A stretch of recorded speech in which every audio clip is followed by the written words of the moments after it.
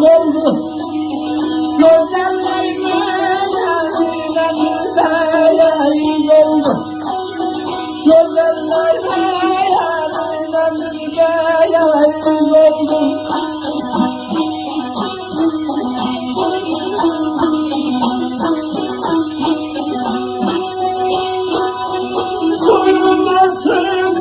Geldi toz olmayla İnciden yürüşer olaya düşmüşer.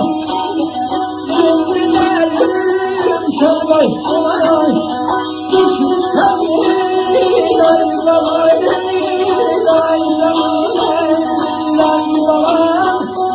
İnciden yürüşer olaya düşmüşer.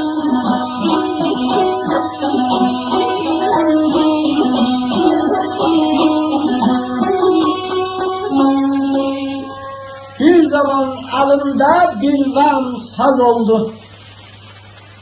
Gözeller menle üz oldu.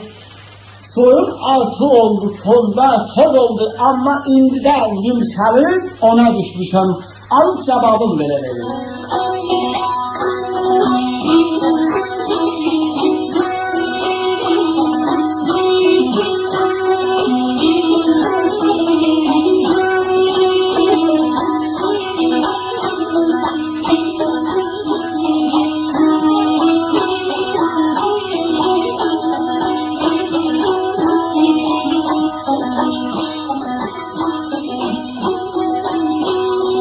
Devletin sana oldu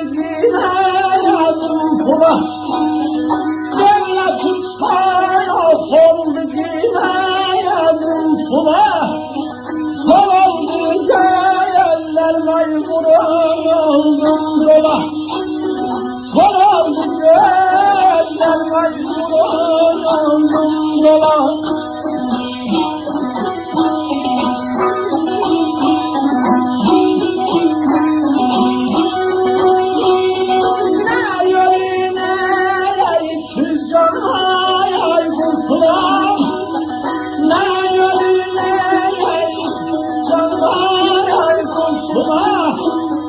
Mazlum taşına aydıya bana